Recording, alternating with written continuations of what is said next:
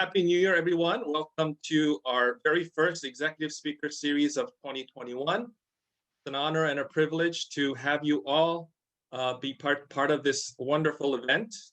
I want to just spend a minute introducing you to our two special guests, and then I'll leave it to Daniel afterwards to take over this 1 hour.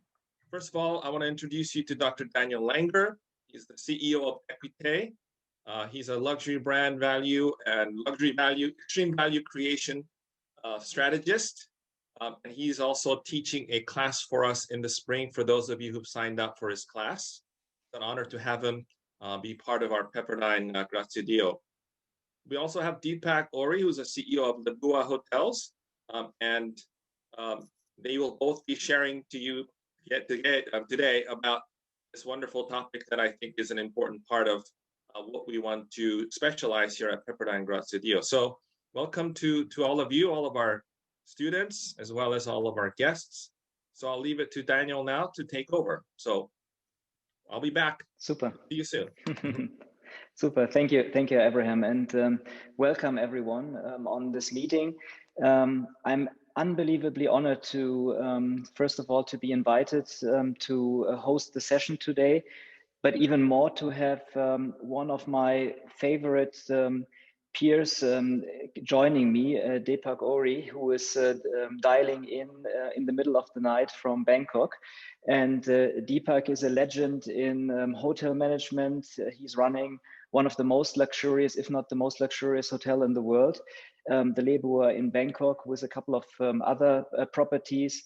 Deepak, correct me, but if I understand right, I think you are the only hotel in the world that has 2 restaurants with 2 Michelin stars. So in total 4 Michelin stars. No, two star plus the best service. And plus the best service. And so we are going to discuss today about luxury, about the future of luxury. And we will kick it off with a presentation, which I will just share in a moment. And the presentation is about the future of luxury. And I wanted to start with that and maybe give a little bit of a structural context before we go into our discussion. Because, you know, luxury is always a very interesting topic, sometimes a very controversial topic. If you ask probably like 50 people what luxury is for them, most likely you will get 50 different answers. And very often when we are in times like now, where with the pandemic, we are in many places and parts in the world in a almost recession phase, with a lot of brands struggling. Sometimes the question is even, is this the right time for luxury? What actually is luxury? So I thought to kick it off a bit with a bit of a view on the future of luxury, also some research that we have been doing, where consumers are trending. I will try to do this in the next 15 minutes so that we have enough time for the discussion. Then I'm going to ask Deepak a couple of questions on how he sees luxury. And I think today we're really privileged that we have really like a global view on that. You will see this in the numbers and in the data that I'm going to share, but also with our guests here today. So we will look not only on the luxury market from a North American perspective or from a Californian perspective, but really try to give a bit of a global view on that. And then I would like to ask you, because I think from the way how the presentation is set up, this is the only way. So we would like to reflect as many as possible of your questions. So I would love if you could, fire up all your questions that you have during the presentation and during the discussion into the chat. While I will be presenting, I'm not able to see the chat, but later on in the discussion, we are going to go back to the chat and try to reflect them as much as possible. And then given that we have only 1 hour, and in case there are more questions than what we can do during the hour, I also promise that we are going to not leave any of the question unanswered, but then later on provide an answer to all the questions that we cannot tackle during the presentation. So a couple of words to myself. So as Abraham pointed out, I run a luxury strategy firm. And as you will hopefully see during the next hour, luxury is really my passion. And when I started this journey, I started it as a student. So in a similar situation than many of you who are joining us in this course. And I embarked on this journey to figure out really why am I personally attracted to luxurious things, so to speak. And I was pretty much disappointed that I couldn't find any answer in the research that was out there back then. This was about 10 years ago. So I decided that I embark on this journey myself. I was one of the first in the world that did a PhD on luxury management. And the focus of my research was what is actually driving the value of luxury? What is driving the value of, let's say, a luxurious hotel like the ones that Deepak is running, or if you think about a fancy handbag or a beautiful car also, what is driving the value? And in a sense, why are people willing to pay sometimes a significant amount of their income or their wealth for these kind of products when we have also cheaper alternatives? So this was something that was driving me, I would say now, at least for the last decade, if not for longer.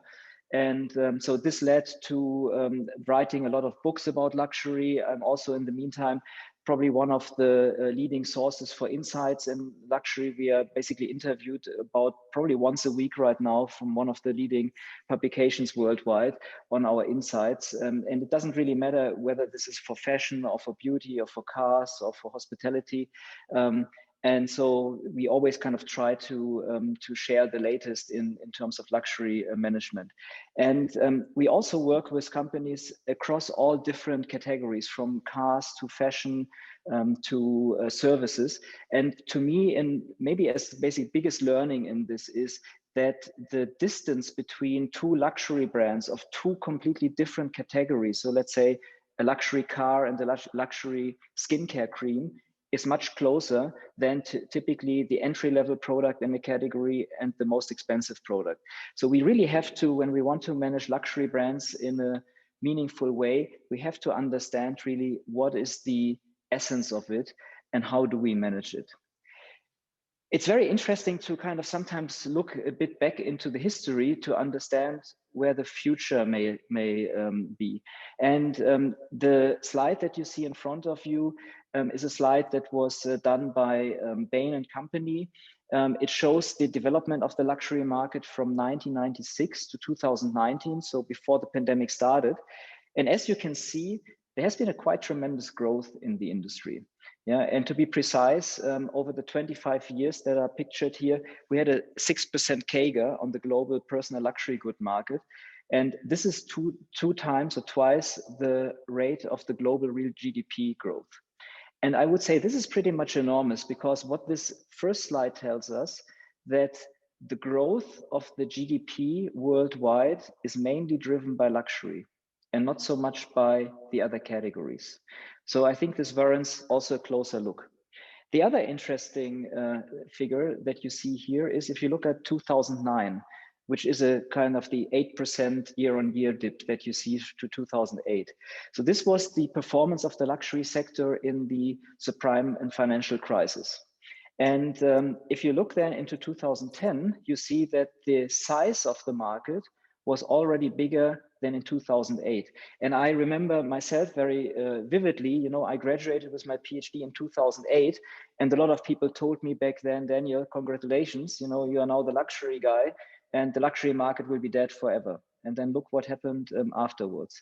And so if history is a little bit of a predictor of the future, I would expect the years 2022 and going forward, once hopefully the pandemic is behind us, to be very similar to what we saw before, and also the luxury sector again outperforming the non-luxury sectors. A second slide that is interesting to look at is a slide that JP Morgan created, a chart in 2011. And what JP Morgan did is they looked back to the pre-crisis time. So they compared the performance of different indicators before the financial crisis and then after the financial crisis in the mid of 2011. And you can see on the left-hand side, high-end retail was back to 100%, just about 2.5 years later, while low-end retail was only at 48%. So if we basically now kind of equate high-end retail to luxury and low-end retail to more the entry-level segments, it again shows how interesting the luxury sector is, because the rebound after a crisis seems to be much faster than on the low-end side.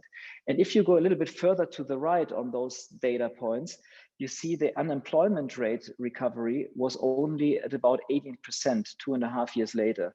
And given the economic situation that we find in most parts of the world, United States, Europe, parts of Asia, with growing unemployment rate through the pandemic, it's also relatively safe to say that probably we will see a relatively similar development afterwards, with a relatively slow recovery of the structural unemployment rate, a relatively slow recovery kind of connected to that to low-end retail, and a relatively fast recovery to high-end retail.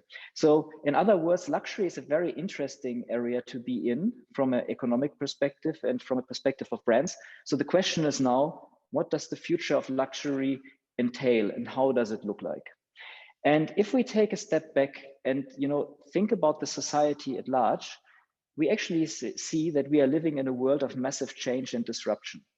And actually what we also see in our work is many brands, maybe even most brands, are not really prepared for this disruption. So let's have a closer look. What are those disrupting factors?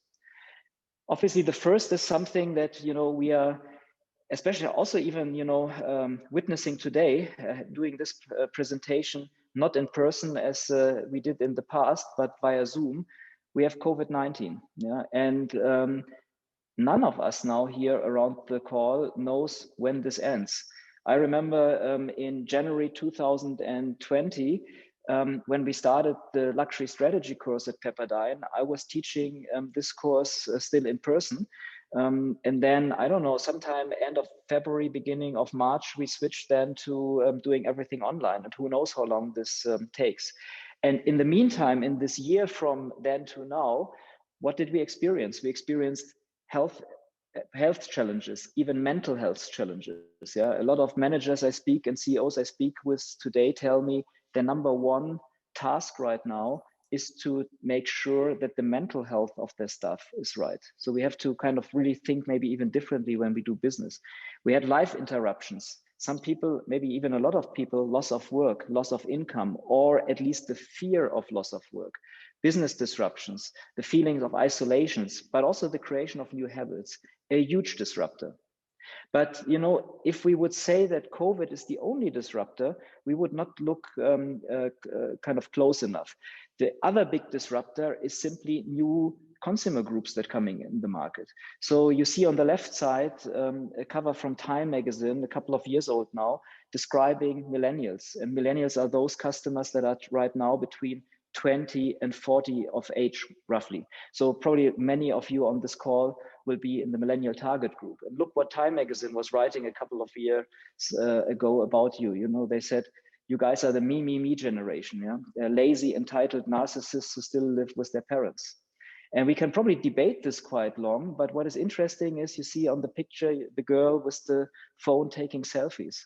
And we take this for granted right now, but if we go back just 8-9 years from now, no one was taking selfies. Yeah, it's a relatively new thing, and it has a profound impact on how businesses are made, how brands have to present themselves, how consumers are accessing information. And now we have a new generation coming, the Gen Z, and you will see it in a second with numbers. They are already quite influential, and I sometimes call them the most influential generation ever, and they're very different from the generation before. Another big thing, a new reality, is China.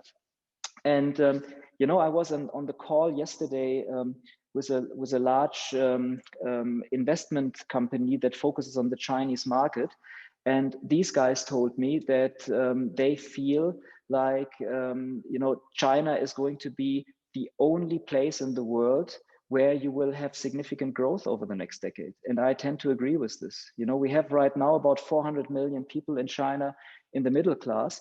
And in a couple of years, this will grow from 400 million to 800 million. And this is larger than the population of the European Union and the United States, coming as new customers into the market, driving the growth of the market. And Chinese consumers are very particular. They're extremely value oriented. They buy not just things that have a kind of good value for money, but they want lasting value. They are very discerning, much more discerning than in a lot of other places. So a lot of brands need to think completely differently. The other things about Chinese customers is that they are much younger than in the rest of the world and much more digital. You see on the left side, the luxury market worldwide. And what we see here is green is Gen Z, so those under 20. Orange is Millennials, 20 to 40, and blue is Gen X and above, so 40 plus. And you can see worldwide, we are roughly 50-50 younger and elder consumers, so to speak, with millennials being already the #1 group for luxury consumption. But look to China, you know, almost 80% or even above 80% of consumers under 40 who are buying luxury goods. Dramatically different than the world market. And if you think that, or look at the world market, basically the Chinese numbers are in there. And China accounts for about 45% of the global luxury market, including Chinese consumers buying abroad. So you can see that actually the world market is even significantly elder than the Chinese market. And in China, T1, T2, T3 are the tiers. So T1 would be the larger cities, T3 the smaller cities. About 75 to 77% of all luxury consumption is done by women. Also think about that. How many brands are actually rather marketing to men, but the consumers are female? So we see that very often we completely see the world in a wrong light. We have young consumers coming in the market that are shaping the market, female consumers coming in the market, highly discerning, expecting a lot from brands, much more than a lot of brands can give. And sometimes I call these consumers super empowered consumers, because first of all, they are always online. They are very informed. They are sustainability conscious, much more than, for example, my generation.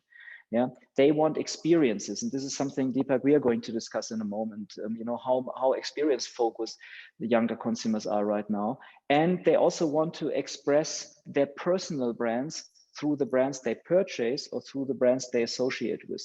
So they see themselves, those younger consumers, as brands.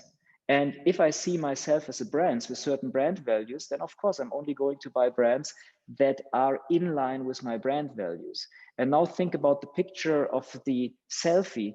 You know, if I'm now kind of broadcasting my life to the outside world, what am I going to do? I'm going to make sure that the image that the outside world gets from me is consistent with my brand values. So we have completely different consumers that are looking for brands, not just as, like, say, something for pleasure or so, but also as a much larger extension of themselves.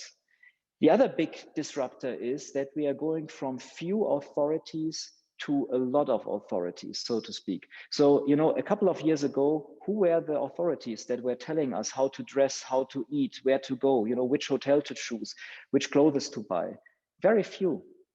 You know, if you think about maybe Architectural Digest, if you think about fashion or beauty, it would be Vogue, and so on and so on, the Condé Nast Traveler.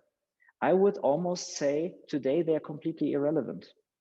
And I sometimes like to be black and white, because if we still think they are somewhat irrelevant, much better to think, let's assume they are not relevant at all anymore, because people are following influencers much more. So you have, instead of very few authorities, now thousands, 10,000, 100,000, millions of authorities that people are following. This is a huge challenge for brands to be kind of in line with the flow and to still be able to influence your customers. The other implication of younger digital customers is that our attention span is going down. So I'm presenting now about 16, 17 minutes. And this is for many people already a stretch in terms of attention span. And it's not that we are maybe, you know, as more digital we get, it's not that we are becoming dumber and therefore our attention span is going down.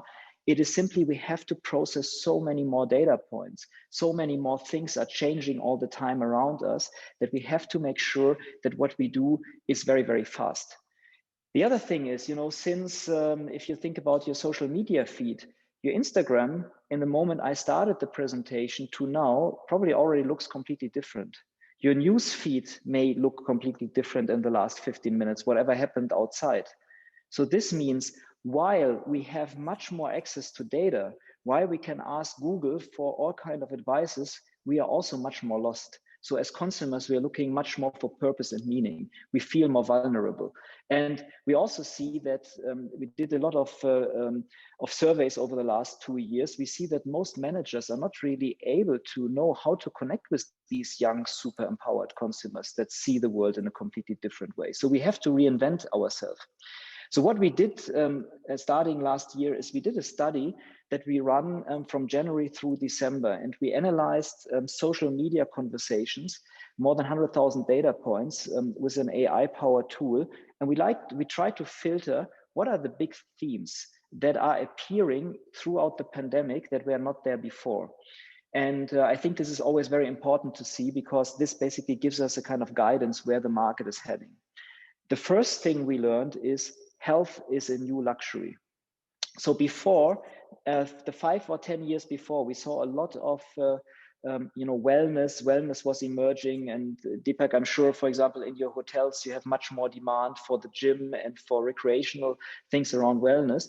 But what we see over the last year, also with the pandemic, this moved now much more to health consciousness, because also younger consumers now, maybe for the first time in their life, are maybe even concerned with their health. Maybe they catch the virus or other things happen to them. So we have a society that became dramatically more health conscious as before. And if we want to create value, we better tap into this and give them something that helps them on that. The second big change is quality of life. And I would say this is a huge game changer. If I think about, Los Angeles as a city, how many hours are we spending in traffic up and down PCH, for example?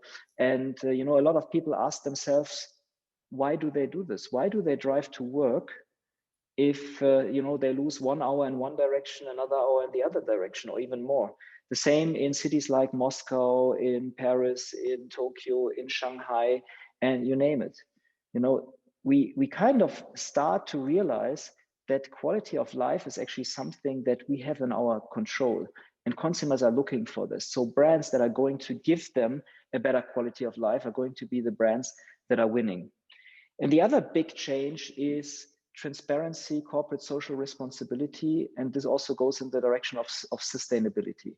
And to me, the times where lip service is enough, that brands just say they are sustainable and then they're not really sustainable, this is not working anymore. There's so many opportunity in corporate social responsibility, and also so much expectation from consumers. They don't like greenwashing anymore. The younger consumers, they really want that brands kind of walk the talk and help them on their kind of journey to having a more conscious life, so to speak. And then the fourth big change that we are seeing through our data analysis is what we are all facing, and what, for example, we are using right now in this conversation is, we are using a digital tool, so digital super acceleration. And, brands that are not able to kind of walk the talk and to provide kind of an added value digitally will not survive in the future. What we see across the board is the purchase decision in luxury now starts digitally. We may purchase in the end in a store, but the fundamental decision that we want to buy brand A versus brand B versus brand C is decided in the digital journey before the purchase. And this means we have to win the digital journey. If another brand is better or has a digital competitive advantage versus us, then we have no chance to sell consumers anything anymore. So this means for brands, if you take all of this together, the change through the pandemic, the change through different target group, younger target groups, more discerning target group, a kind of shift of consumption much more to China with a huge expected growth in the Chinese market. Overall shifting kind of consumer preferences like the health or like the quality of life, it means as brands, as businesses, business schools, you name it, we have to change or we will die. It's very simple. If we are not on the forefront of change, we will die. So the question is, what do we have to do? And there are kind of 4 core strategies.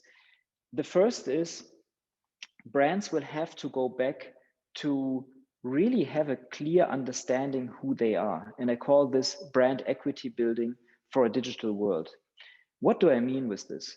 So obviously most brands have a brand name, they have a logo, they have maybe a visual identity, and somehow also like a brand identity. But how many of these identities do we really perceive in our day-to-day world? You know, how different is it when you really go, for example, to a store, whether you buy at brand A, brand B, or brand C, or whether you take airline A, B, or C, or whether you buy car A, B, and C. Frankly, in most cases, even in the luxury space, those brands have become so similar that it's very, very difficult to distinguish one from the other. But in a digital world, we have no other chance. We have to distinguish. We have to get much better in brand storytelling. The second is optimization of the customer journey. So we as consumers experience brands along different touch points. And it's super important that each of those touch points is reflecting the brand, because only if, I don't know, I walk through the door of a store, or I enter, for example, the lobby in a hotel, and then later I leave the store, or I leave the hotel, along all those touch points, I have to feel the brand.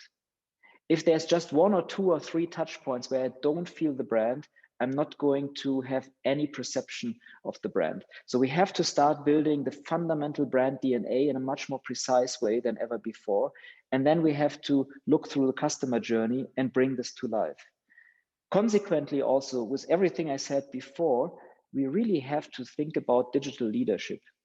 It's not enough anymore to say, you know, let's do a digital transformation, let's add a web store, let's add, I don't know, let's get better in social media. It's not anymore about getting better. We have to be better than our competitors.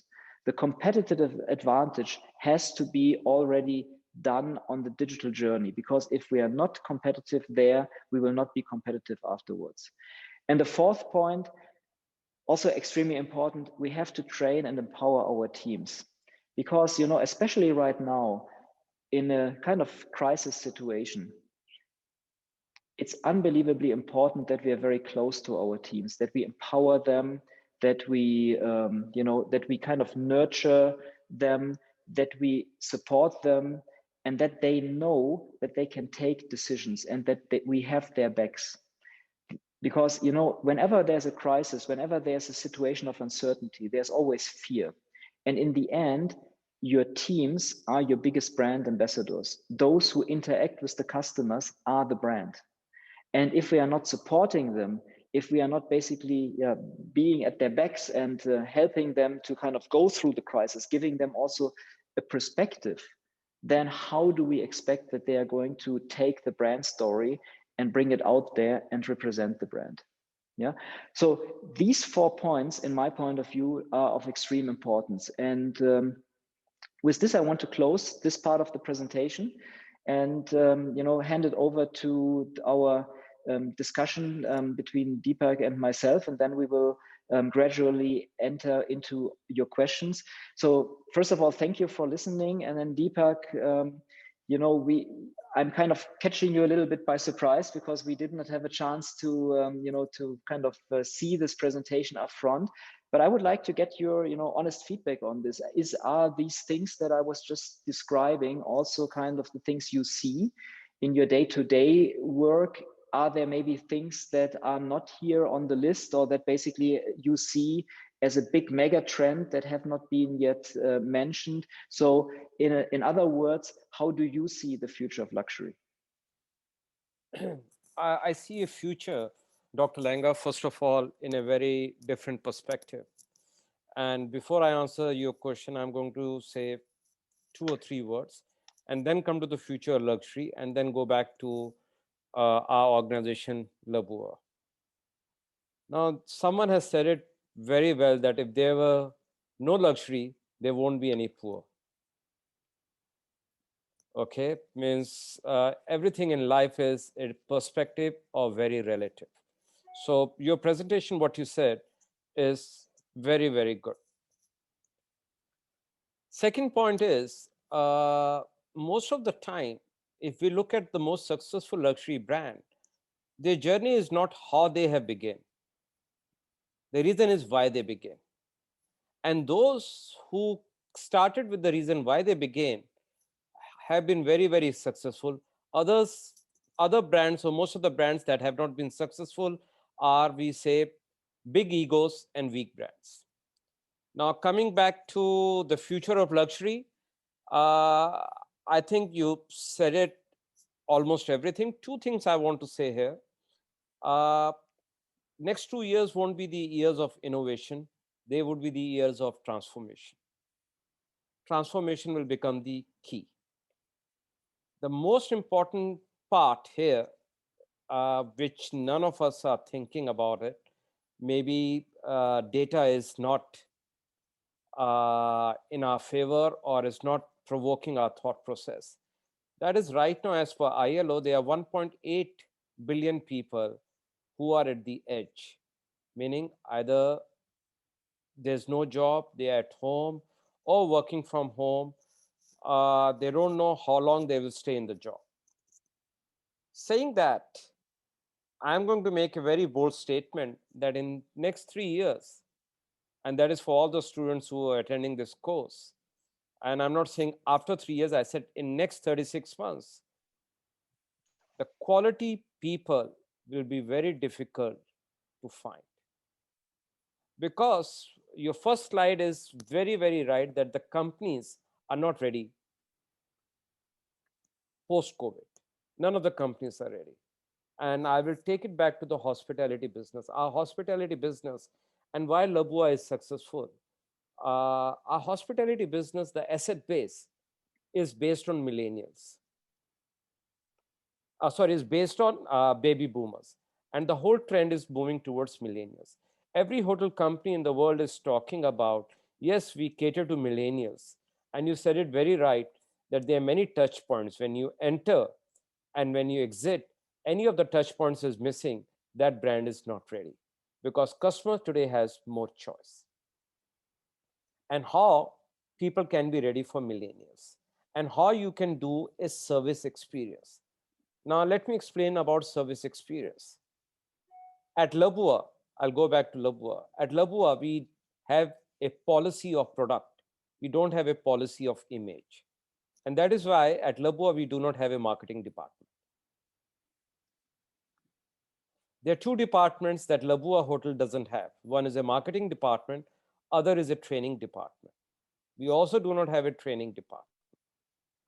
We believe we have 1,500 people, that our 1,500 workforce is our marketing department.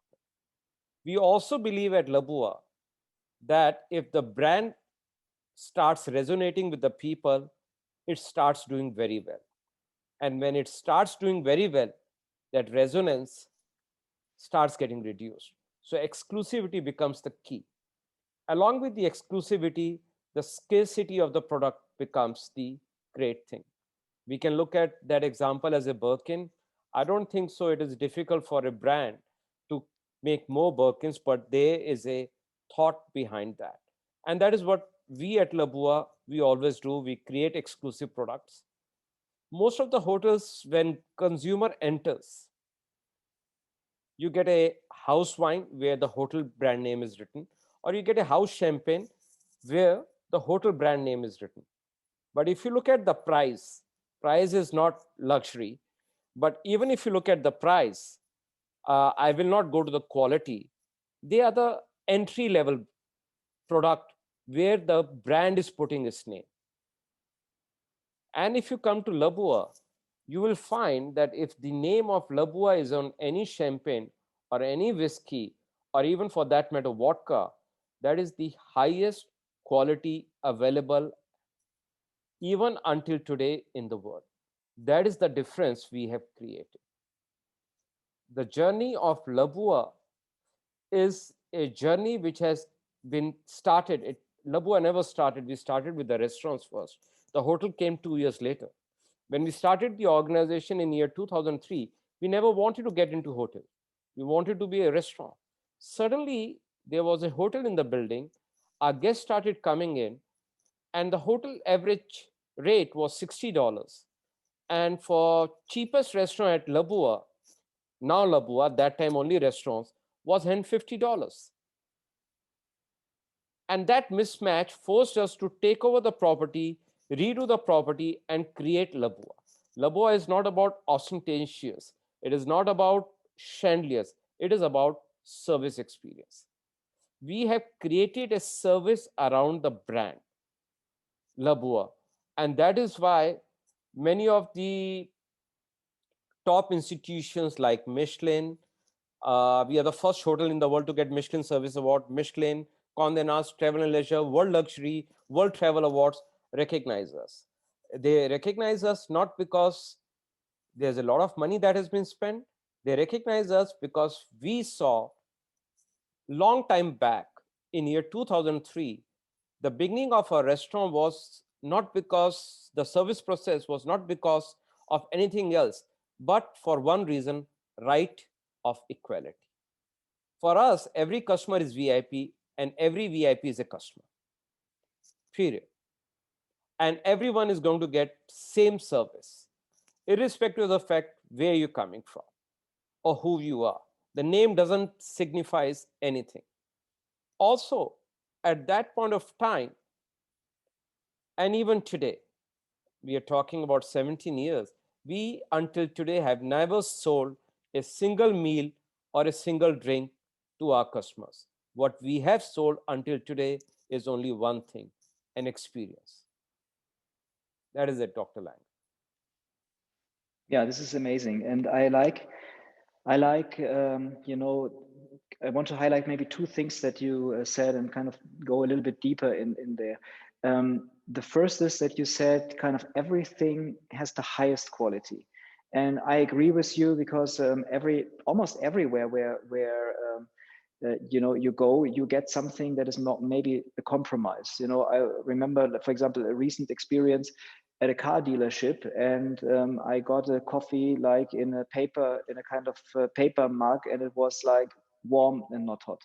And this was a luxury car brand, and I would have expected something that was much more adequate to that. Yeah, so, and I think that there's hundreds of examples like this. So I think this is something maybe for brands to think is how can they ensure that wherever basic customers come into contact with them, how can they give them the best possible in terms of quality? The second is what I really love is your really notion that every customer is a VIP, because I see this also so often that you know, you are maybe the first time in a brand. So let's say someone, let's say, never bought at Gucci and now goes to Gucci. So will they be treated the same way as if they were one of the top customers? Probably not. But if you're not treated this way, how will you ever become a top customer? And I think I really like this idea of, in a sense, not discriminating, but basically taking every person serious as a person. And, you know, to me, when we think about what luxury really is, and this idea that we are creating extreme value for our customers or for our guests, taking everyone kind of serious and providing everyone with the best possible also service and the best possible experience. This is, in a sense, the extreme value creation. This is that I, as a person, feel as human as possible, as well treated as possible. And so sometimes I also like to say or to compare luxury really with a maybe unbelievably human experience when we are basically reducing everything to this person that is in front of us and giving this person simply the best possible service. And in this case, it's not always about, you know, how beautiful a space is, how many millions someone is investing in the decoration. You can have the most beautiful space and then the service is not good, and then it's not a luxury experience. And sometimes you can have a space that looks like nothing, and you just get an out of this world experience, and this is then something that you will never forget. So this is, I think, really great insights. I would like you to add mentioned here that, something, yeah.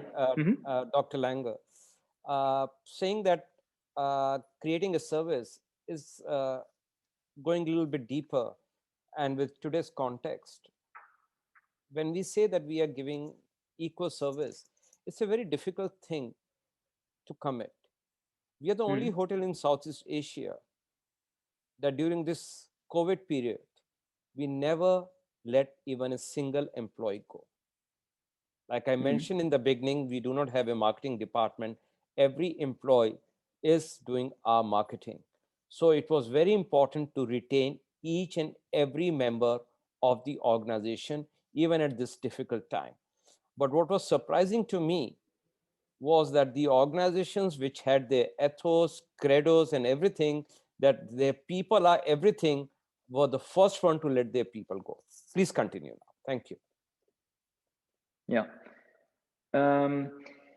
Yeah, this is a great point. And one point I wanted to ask you is before we go to the question of the audience, and I would encourage everyone who has questions to place them now, and then we can go through them, because I see right now we have only, I think, 4 questions in the Q&A. So don't hesitate and fire up your questions. Deepak, where are you? What would you say with the things that you see now changing over the last maybe 2-3 years, but also maybe the bigger trends that we were discussing before?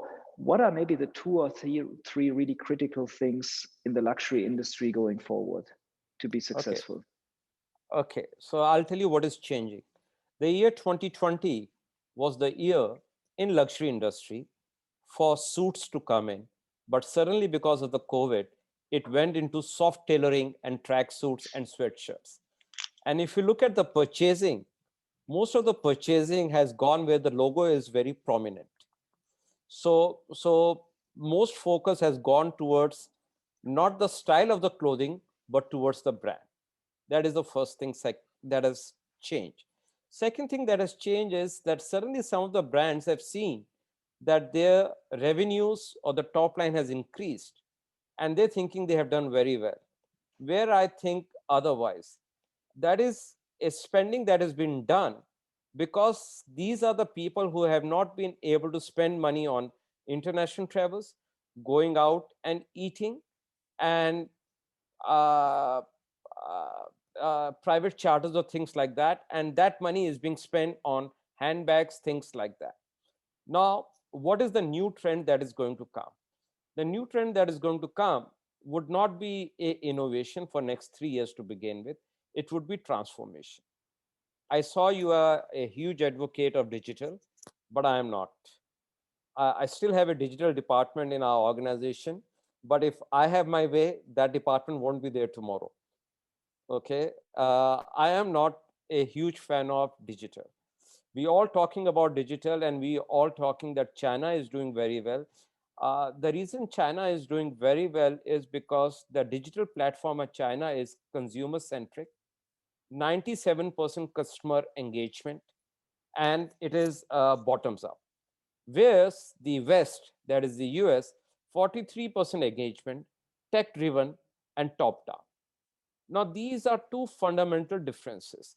Also, in emerging economies and in the developed economies, the laws are very different. Like if we see WeChat in China has got 1.2 billion users, and WeChat is owned by Tencent. Now look at how they're doing. So WeChat is owned by Tencent, and Tencent also owns JD.com and another platform which is called, I don't know what is it called. It's called Pinduoduo, which already controls 14% of the market share. So digital is something which is going to change moving forward. They have some news that one of the luxury brand has already cut off his digital. That is going to change.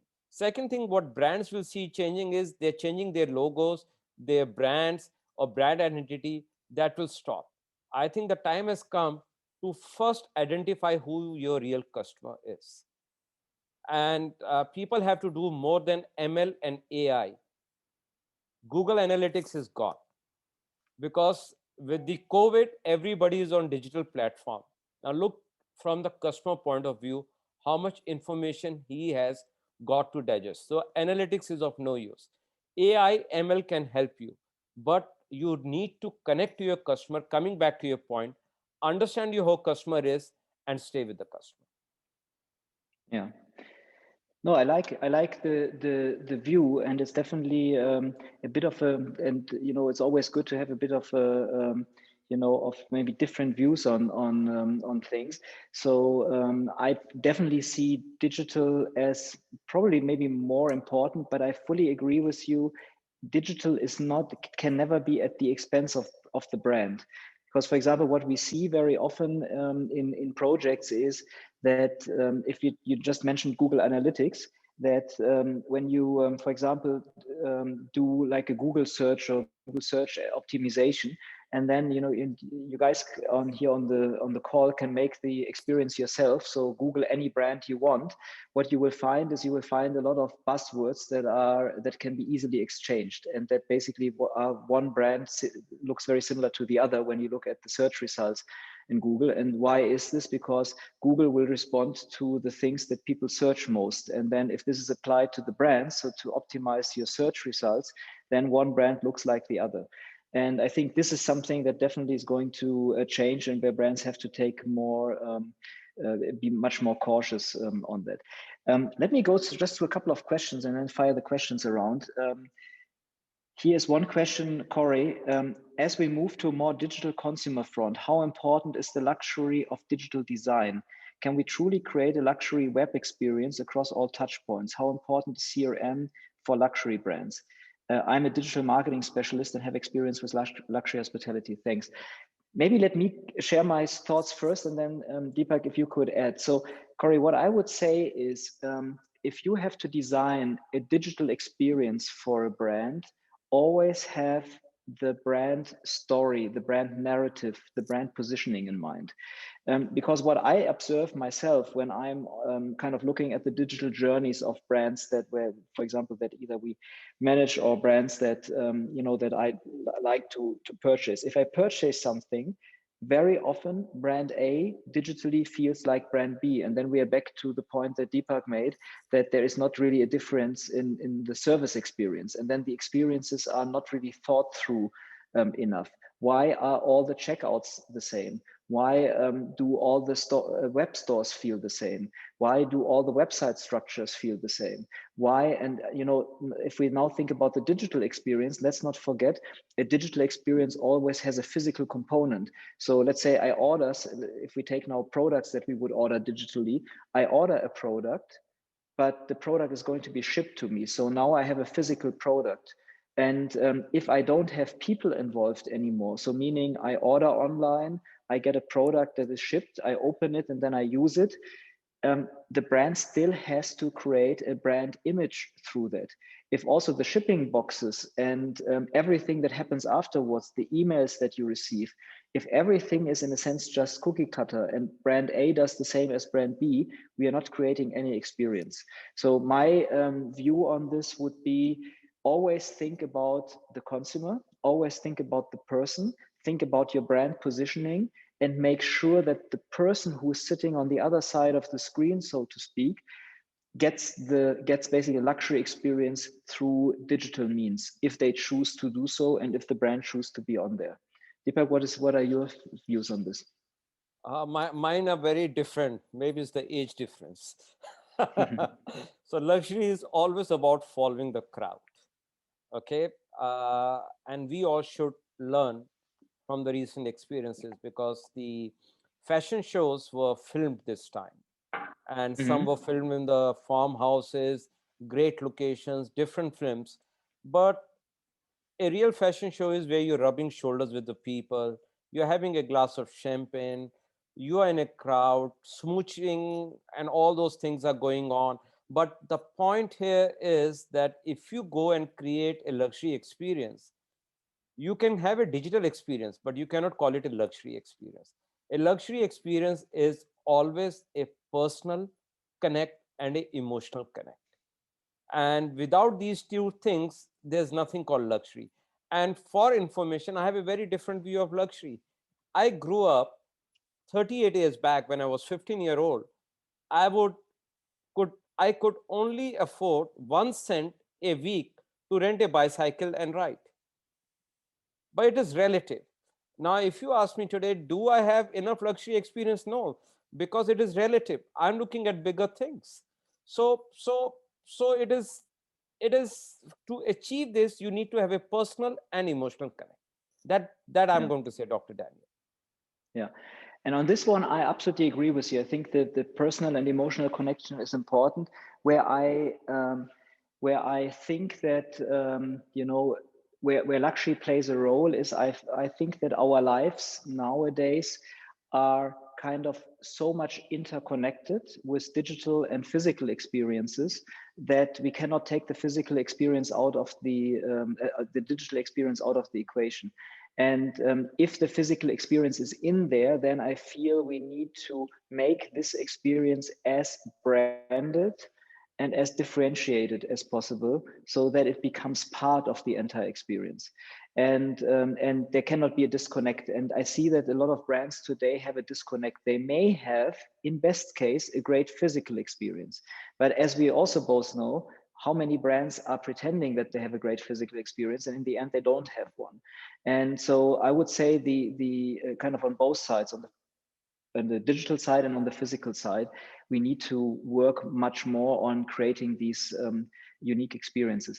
I have one question, Deepak, where I'm, also as you are maybe less enthusiastic about digital as I am, what is your feeling about that? I would be very interested about that. So Robert asked a question. Bottega Veneta, the Kering-owned Italian leather goods and fashion brands, they recently announced, I think it was about 2 weeks ago, 3 weeks ago, that they are going to delete all of their social media accounts. And to be precise, actually, they did not delete any of their Chinese social media accounts. So they only deleted Instagram, Facebook, and so on. Deepak, to your point, China is so digital, and all the sales are run digitally. So I think that if they would delete also their social media accounts in China, they would not sell anything there. But what is your point of view in principle on that, and maybe even with the bigger picture, with some kind of controversials about social media, about privacy concerns, and so on? Is it for a luxury brand, maybe even for your hotels, is it an answer not to be on social media? How important do you think is social media in the luxury space? Okay, I'm going to answer this question in a very different manner. And I will answer only to the hospitality, because that is where I believe, I don't think so people believe, I have some expertise.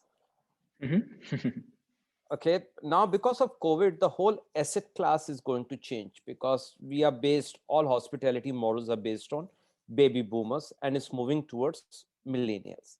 And hospitality until now has never been innovative. We have always followed the airline, like we copied revenue per available seat to revenue per available room, in-flight entertainment to TVs in the rooms, things like that.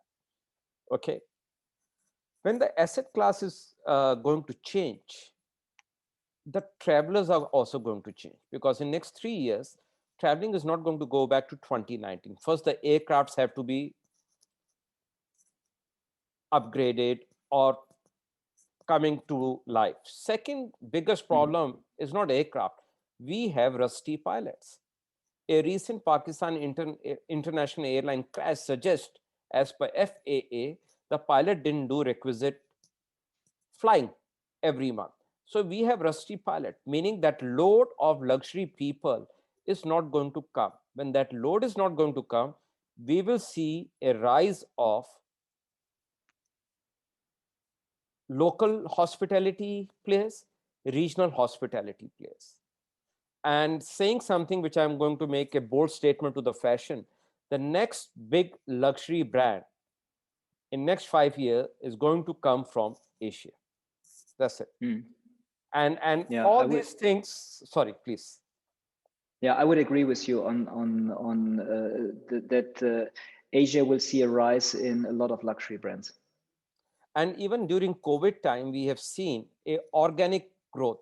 See, the growth that has happened because people didn't go spend that money outside, they spend on the brand. Forget that. The organic growth has happened in 2 places in Asia, Japan and China. And why Japan? After World War II, Japan had the financial independence. And their way to show that they are financially independent was to go and spend money on brands. So people can see that.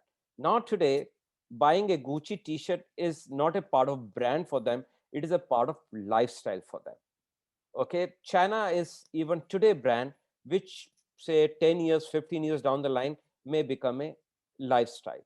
So when these things become lifestyle and brand, you don't need digital platforms, or you may need minimum digital platforms, because once the regional economy starts going to rise and local consumptions are going to take place, then we are living in a very different world.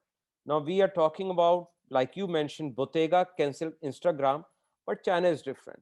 Now if we compare China figures to West on e-commerce, we see a huge difference also there. That's my reason that digital is a facade. We are trying to impress, or our marketing people are trying to show that they're achieving something. Maybe, Abraham, do we have time for one more question? It's 12:57, so we have 1 minute and then we'll wrap up. Okay. Deepak, maybe last question to you.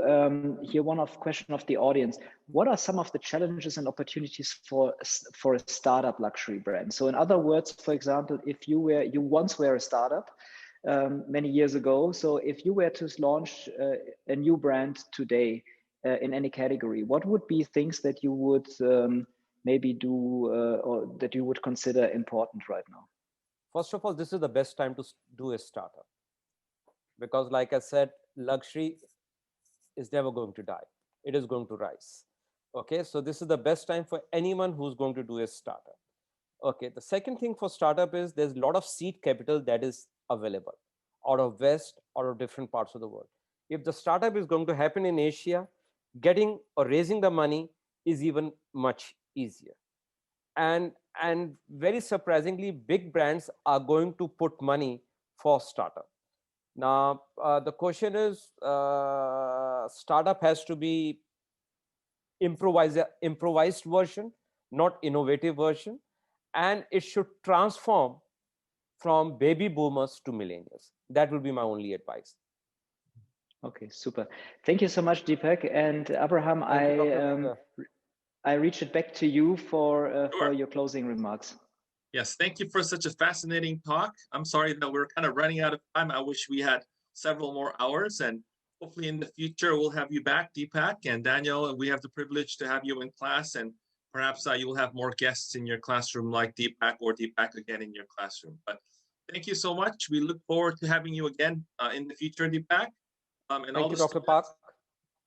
Yep, thank you so much. And all the students, thank you for tuning in. Hope to see you again in the next Executive Series talk. Have a great day. Thank you. Thank you. Thank you so much. Thank you, everyone. Thank you.